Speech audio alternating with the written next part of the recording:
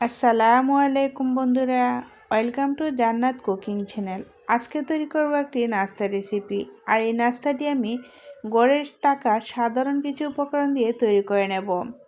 গড়ে থাকা সাধারণ কিছু উপকরণ দিয়ে যে এত মজার নাস্তা তৈরি করা যায়, না তৈরি করলে আপনারা বুঝতেই পারবেন না।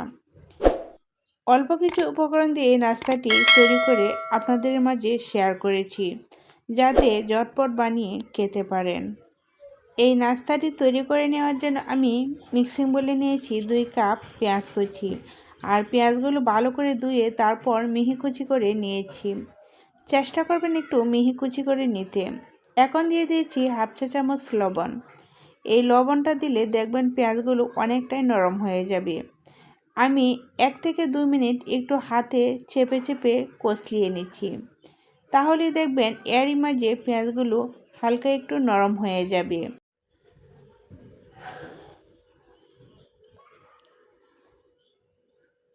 দেখেন পেঁয়াজগুলো কতটা নরম হয়ে গিয়েছে আর হালকা একটু পানিও বের হয়ে গিয়েছে। এখন আর কষলিয়ে নেব না। এখন দিয়ে দিচ্ছি 1 কাপ ধনেপাতা কুচি আর দিয়ে দিচ্ছি 1 টেবিল চামচ কাঁচামরিচ কুচি। এই নাস্তাগুলো এরকম জাল খেতেই খুব ভালো লাগে, তবুও আপনারা আপনাদের পছন্দ মতো করে জাল দিতে পারবেন। এখন দিয়ে দিচ্ছি 1টি ডিম আর দিয়ে দিয়েছি হাফ চা চামচ হলুদের গুঁড়া, 1 চা চামচ শুকনো মরিচের গুঁড়া, দিয়ে দিচ্ছি হাফ চা চামচ ভাজা জিরা গুঁড়া, 1 টেবিল চামচ আদা রসুন বাটা। চাইলে আপনারা আদা রসুনের পাউডারও দিতে পারেন। নাস্তাগুলো যাতে খুব সুন্দর করে শেপ দেওয়া যায় আর বাইন্ডিংয়ের জন্য আমি এখানে দিয়ে দিচ্ছি 1/3 কাপ ময়দা। আপনারা চাইলে কর্নফ্লাওয়ারও দিতে পারেন অথবা আটাও দিতে পারেন, কোনো সমস্যা নেই। কিন্তু কর্নফ্লাওয়ার দিলে দেখবেন খুবই সুন্দর হবে আর অনেকটাই মুচমুচে হবে। এখন আমি খুব সুন্দর করে সবগুলো উপকরণ একসাথে মিশিয়ে নিচ্ছি। মিশানোর পর এরকম হবে।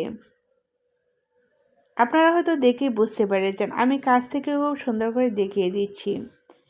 যখন দেখবেন আপনার মিশ্রণটা এরকম সুন্দর হয়েছে, তখন আপনি হাতটা ধুয়ে খুব সুন্দর করে তৈরি করা মিশ্রণ হাতে নিয়ে এরকম শেপ দিয়ে নেবেন।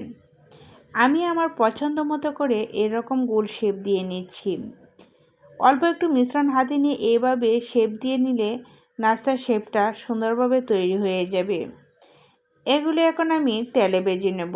চুলায় একটি প্যান বসিয়ে পর্যাপ্ত পরিমাণ তেল দিয়ে তেলটা ভালো করে গরম করে নিয়েছি আর এক এক করে আমি নাস্তার শেপ দিয়ে তেলের মধ্যে দিয়ে দিয়েছি।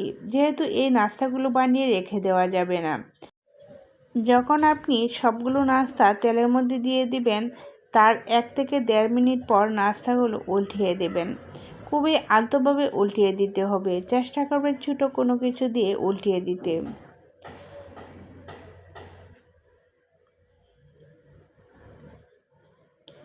চুলার আঁচটা মিডিয়ামে রেখে আমি নাস্তাগুলো উলটপালট করে ভেজে নিচ্ছি। আপনারা যেরকম খেতে পছন্দ করেন ওই অনুযায়ী করে ভেজে নেবেন। আমি আমার পছন্দ মতো করে ভেজে নিয়েছি। এখানে যেহেতু লাইট আছে, সেজন্য লাইটিংয়ের জন্য কালারটা সেরকম বোঝা যাচ্ছে না। আমি আমার পছন্দ মতো করে ডিপ ফ্রাই করে নাস্তাগুলো ভেজে নিয়েছি। আর সেম প্রসেসে সবগুলো নাস্তাই আমি ভেজে নিয়েছি। দেখেন আমার নাস্তার শেপটা কত বেশি সুন্দর হয়েছে আর নাস্তার কালারটাও কত বেশি সুন্দর এসেছে। আর নাস্তাগুলো কিন্তু অনেক বেশি মুচমুচেও হয়েছিল, খেতে কিন্তু অনেক বেশি মজার হয়ে থাকে। আশা করছি আপনারা একবার হলেও এই রেসিপিটা ট্রাই করবেন। রেসিপিটা ভালো লেগে থাকলে একটা লাইক দিয়ে সম্পূর্ণ ভিডিওটা দেখে নেবেন আর আমার চ্যানেলটি সাবস্ক্রাইব করে রাখবেন। আজ তাহলে এই পর্যন্তই। সকলেই ভালো থাকেন, সুস্থ থাকেন। আল্লাহ হাফেজ।